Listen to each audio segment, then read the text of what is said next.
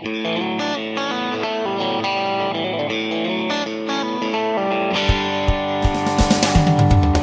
everybody for attending. As Chris mentioned, Caitlin helped a tremendous amount on this project, and of course most of you know that work in the university business, if graduate students are our lifeblood to get the things done that we do every day. And I have a couple others in here from our group, and I try to give them all the recognition in the world because they truly help get all the work done. We can come up with the ideas, but they're truly the ones that get us to the final end point. Chris mentioned what we're going to be looking at today is the productivity analysis from 2007 to 2012. The production data you'll be looking at today was obtained from a large U.S. data record-keeping organization. They have an agreement with the National Pork Board to share limited information. And we kind of see the uses for this information is to quantify the annual production levels and variation associated for several key productivity indicators. And we want to try to establish industry benchmarks for all swine production phases, including the breeding herd, nursery, wean to finish, and conventional finishing. The other thing that we can do with this is to try to quantify seasonal effects associated with some of these key productivity indicators. And lastly, the Animal Science Committee can use this information to identify research opportunities that would help improve the U.S. pork industry production efficiency. In other words, where's that low-hanging fruit here based on the data that if we had some research might be able to help us really improve the industry quite easily. The statistical process that we kind of used for simply the industry trends, we used raw means and standard deviations. When we looked at the seasonality, we used a linear model. Fixed effects included company, month, and year. If we look at the covariates that were used for nursery, grow finish, and wean to finish, included start age, start days, days in the facility, and covariates at the sow farm or weaning age, depending on the traits that we were looking at, of course. This data, how it's recorded at the company level, the records are reported monthly for each production phase. The nursery and finishing data, monthly averages, are based on animals exiting that facility that month. The sow farm data, monthly averages, are based on litters that are weaned that month. So if you take a look at the number of companies and farms used in each analysis for each facility by year, what you see here is from 2007 to 2012, all the segments have grown. This company has attained new clients, and so we've seen an increase in the amount of data regardless of really what you're looking at. And of course, wean to finish really came on a little before 2007, but really you see that being implemented much more widely as time has passed here in recent years. If you have any questions as we go ahead and ask those. I'm willing to be interrupted. I don't mind that.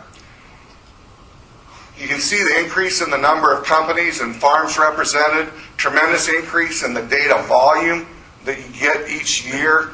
And of course, the results give you improved information and improved interpretations that you get or that can be made based on the increased amount of data, depending on each sector you're looking at. And of course, companies are becoming much more data-driven in their decision-making process, and that's why you see the rapid expansion of the data that this company is recording for their clients. So if you look at the grow finish and the wean to finish, those particular segments are becoming much more like their sow farm counterparts, where farm-level decisions are much more data-driven. Continue greater use of data when guiding company decisions and processes, whether we're looking at employee decisions, financial decisions, health, nutritional, genetic, or some combination of these.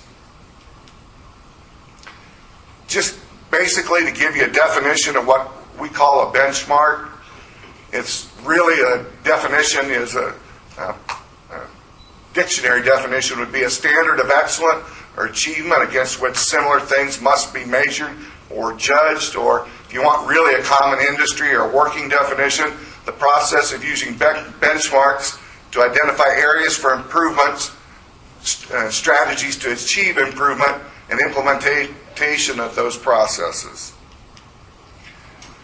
So why do we do that? Well, we put together these numbers so people can compare. If you're using this, you want to compare how we compare to other food protein sources, like how did the poultry industry compare with the pork industry?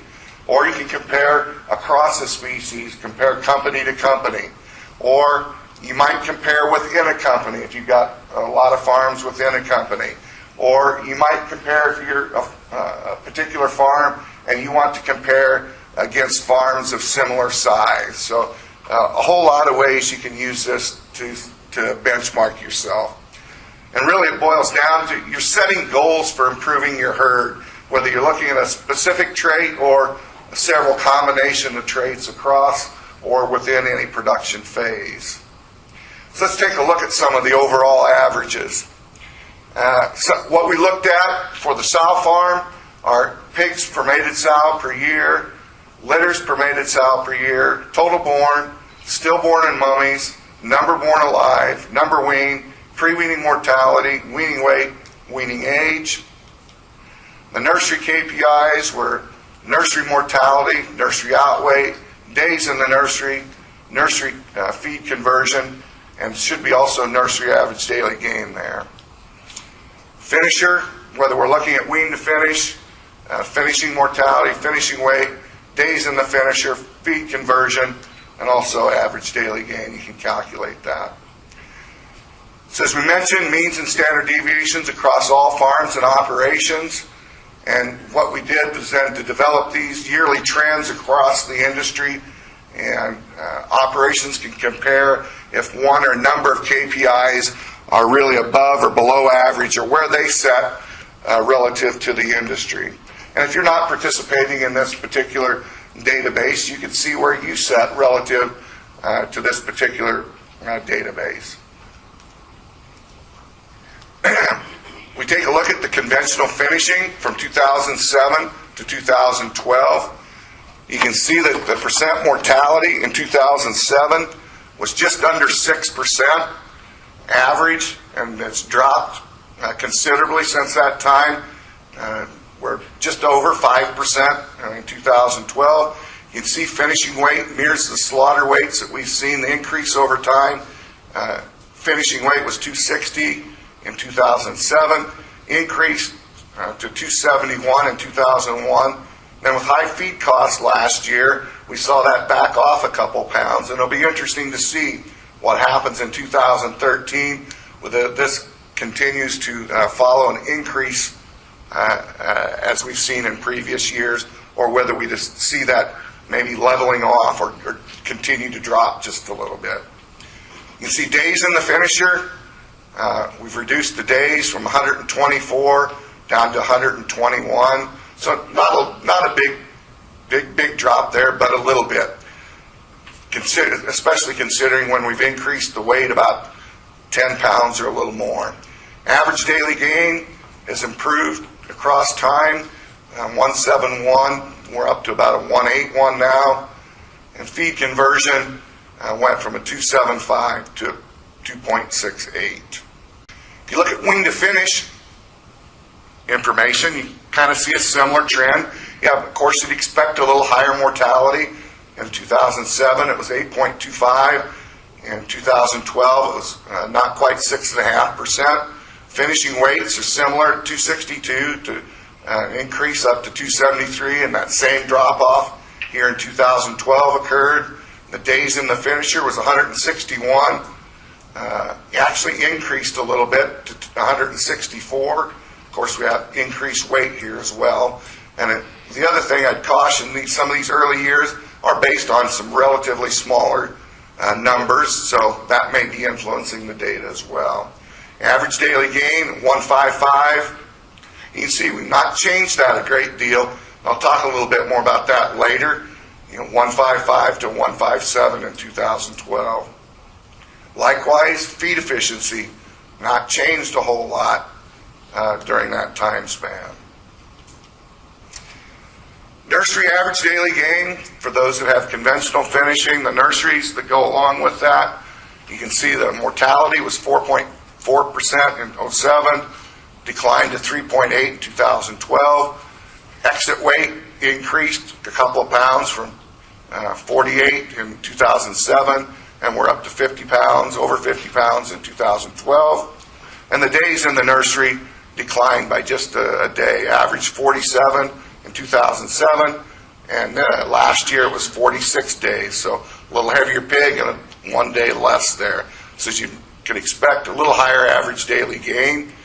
But like the wean to finish, you can see here just a slight improvement, if that, in feed conversion in the nursery. The sow farm averages, again, this is across all the farms. 2007, they averaged 22.6 pigs per mated sow per year. In 2012, we're just short of 24. Litters per mated sow per year, 2.36, down just a bit to 2.31. As producers try to get a little bit older pig, we think that's largely a function of the slight decline in litters per mated female.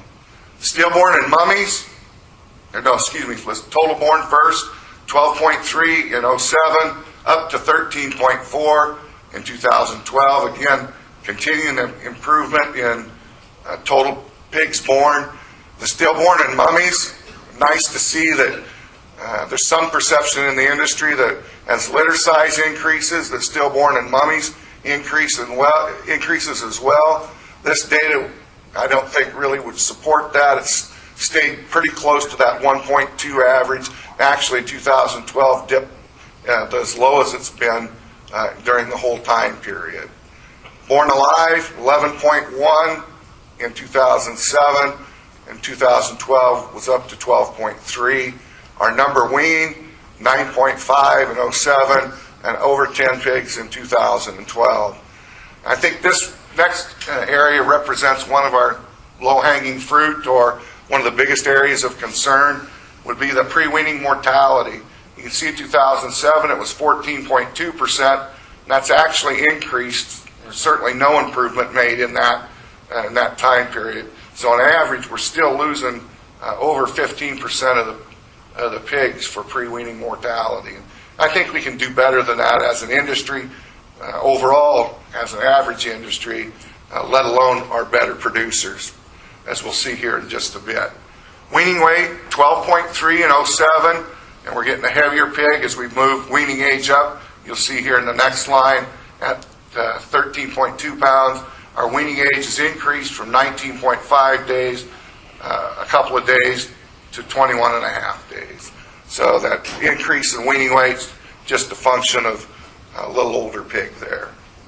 So if you look at the overall data, the finishing mortality's declined over time while market weight has continued to increase, and improving that mortality by 2% for a 1,000 head finishing facility would be equivalent to adding $3,240 for each barn turn, assuming a 270 pound market hog and $60 live weight pig. So pretty good improvement for ratcheting that mortality down. Days in the finisher have remained relatively constant over time, and average daily gain has increased slightly over time, and feed conversion has improved slightly across both finishing types. I think this represents one area of concern. Nursery performance has changed little across the time reporting period. Pigs per mated sow per year has increased by almost 2 pigs during the reporting time period. And a lot of things go into that, but I think a big contributor is the improved genetics, and the geneticists keep continuing to push that litter size. Litters per mated sow per year has changed little during the time period. Most of the improvement in pigs per sow per year is as a result of improved litter size. Some of the PSY increase is greater stillborns and mummies, just a little in some of those years. But as I mentioned, really, it's changed fluctuated very little, really. The number of weans increased by just short of a pig. Actually, the pre-weaning mortalities increased over time, as I suggested. I think this represents lost opportunity. And then I put it easy to improve with question marks. Some operations, it might be easier than others to improve this trait. But once you get a live pig to hit the ground, I think it's a real lost opportunity not to try to do or implement strategies to try to keep those pigs alive. And as I mentioned, weaning age has increased 2 days from that time period, and a corresponding weaning weight's increased by that pound that we mentioned. So let's look at plots of the averages. The next plots graphically depict the change for the top 25 overall, the bottom 25%, and the, let's get back up there. Top 25%, the overall average, and the bottom 25 for each of the KPIs from the time period. The top 25% are represented by red line, the overall average is black line, the bottom 25 are by blue lines. And you can more easily view the rate of change for each of these KPIs using these plots, I think. So the first two we have here is average finishing weight by year, conventional finisher, and average finishing weight by year in wean to finish. And you can see that the average weights increased pretty steadily on a linear basis, and our top 25 and our overall and our bottom 25, the improvement's almost identical, or these lines are almost parallel. It's just that they started out a little lower and have a little further to go. And similar thing could be said there with the wean to finish. Average days in the finisher, you can see the conventional finisher, our blue, our poorest, started out at 140 days, or maybe knocked off about a day or so. Our average is about 125 days, and our very best herds are just over 110 days. But you can see, once again, those lines are almost parallel, so that they're improving at similar rates. Average days in the finisher, in a wean to finish, these are increasing slightly. It's a little bit bothersome that it's even the best herds in the red are increasing slightly. And I'm wondering if this is partly the nursery effect that we see slightly poorer nursery performance when we separate the pigs from nursery and conventional finishing. Is this an indication that we're seeing the performance of a wean to finish barn being hampered by that early phase of the grow finish period in a wean to finish barn? I'm not sure, but you'll look at the nursery and these lines mirror one another quite closely. Could it be because they're taking them to heavier weight? Pretty just standard. I don't think so. If that was the case, you'd think even your better herds would continue to have some improvement. The feed efficiency in conventional finisher, you can see slight decline in the conventional. And here's an interesting one. The poorer farms in a wean to finish, the feed efficiency is actually getting poorer. In the average farms, staying about the same. And the better farms, feed efficiency is actually declining slightly.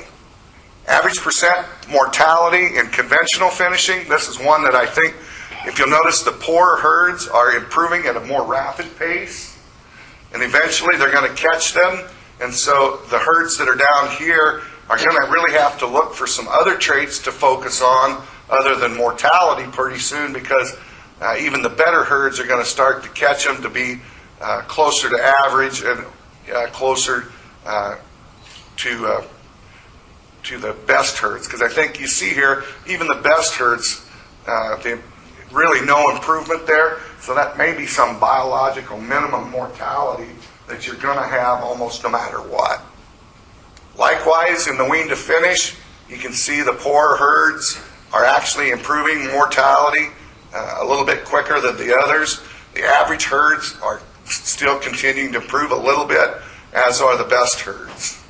If you look at the percent mortality in the nursery by year, again, those bottom herds are making faster improvement than the average or the very best herds. And again, the very best herds aren't making really any improvement.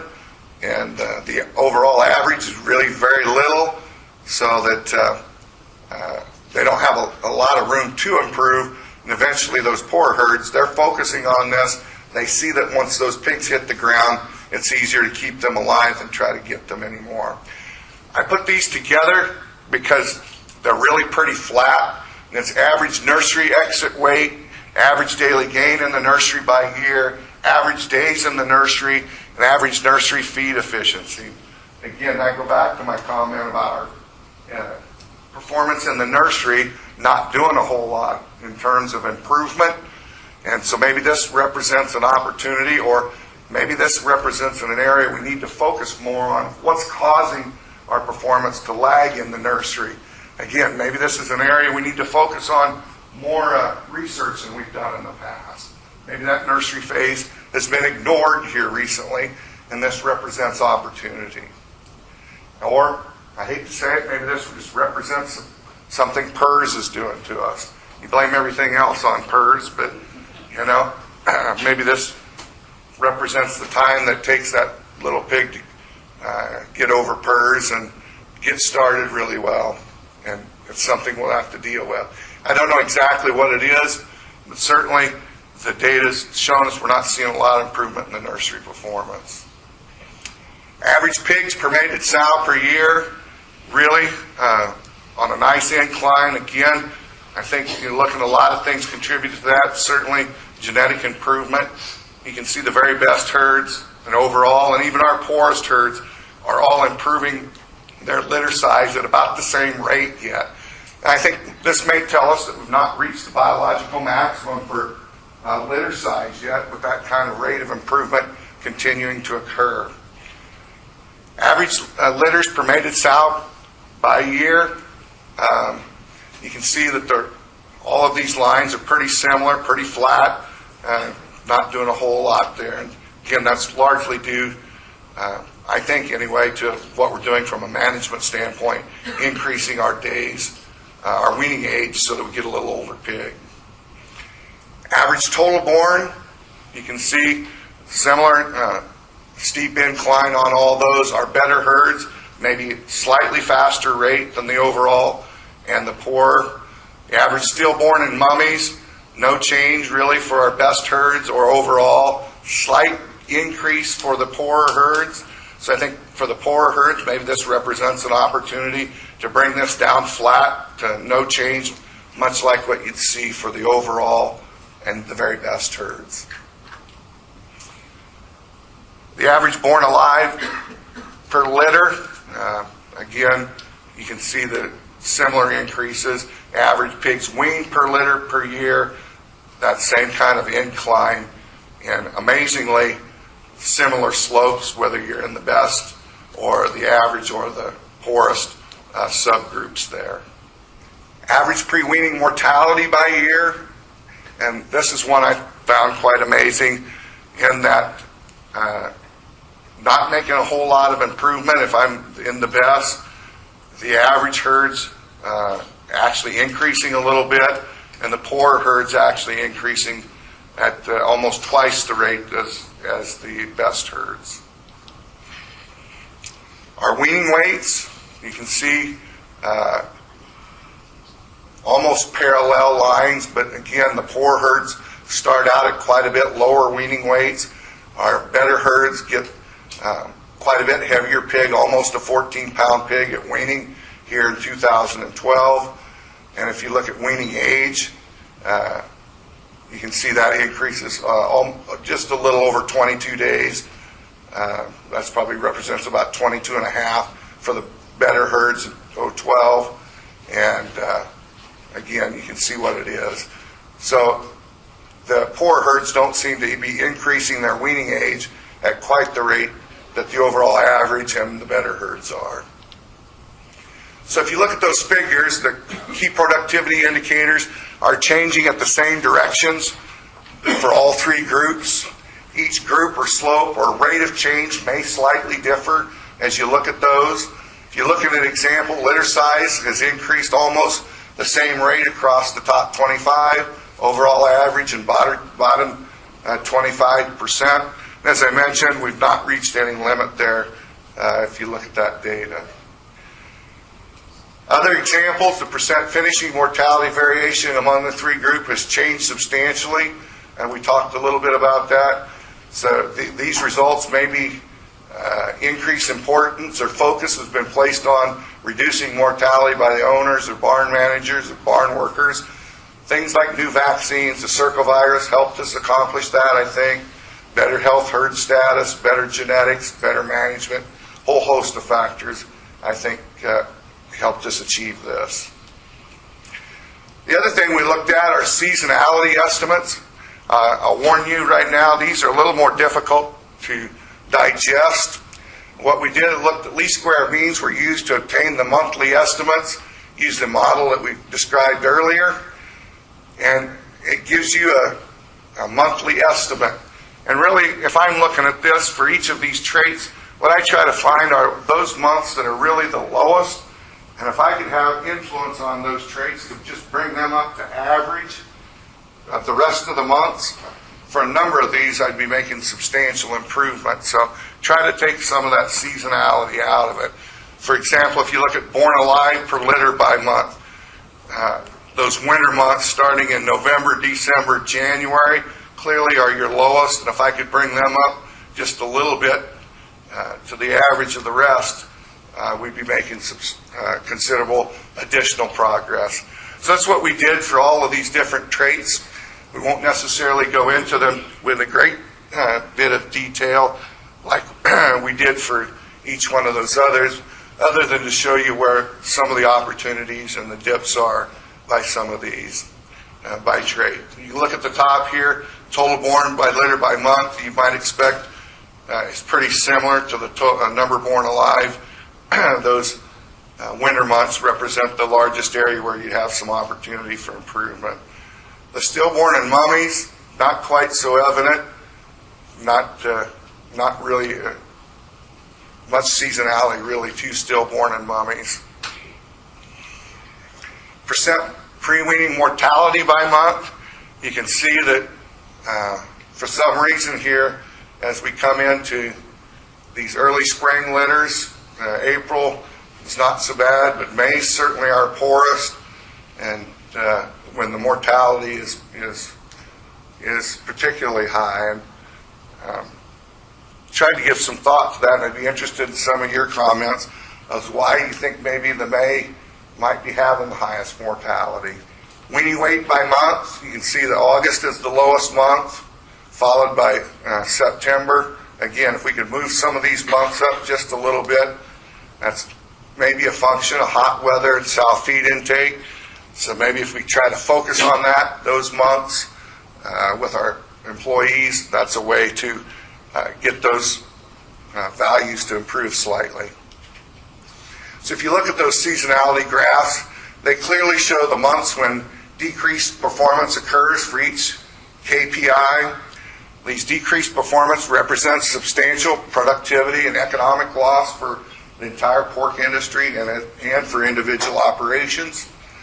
And if you can identify the causes and methods to mitigate seasonal effects on the KPIs, this would have a large economic impact on our swine industry. In fact, when we first started looking at this data, the seasonality thing was quite evident, and the Pork Board used this to write a call for research proposals to look at seasonality and to try to investigate what causes and what we can do to decrease the effects of seasonality on various production traits. So again, that's how this data has been used already to try to drive the research program at the National Pork Board. In general, lowest finishing performance was seen during the summer months, as you might expect. Sow farms had the lowest production during the winter months. Sows experienced hot weather and then expressed those effects during the winter months, was my thought. Except for nursery mortality, seasonality has less impact on nursery performance relative to other production phases. And so kind of to summarize what you've seen today, the U.S. swine industry has been successful at improving production efficiency. Some traits like mortality still represent huge opportunity in my mind. increasing the pounds of pork in a given period of time, and reducing finishing mortality certainly would improve the overall productivity, improve finishing throughput in anybody's operation if you could do that. Combining improved litter size and pounds of pork produced, the throughput of the U.S. industry has increased as a whole from 2007 to 2012. And as I mentioned, the KPI trait improvement may be the result of better genetics, improved health, better management, some combination of these or some other things that I haven't mentioned. And as I mentioned, the results from this analysis can be used to make management practices need to be improved or maintained to ensure optimal performance for each of these production phases.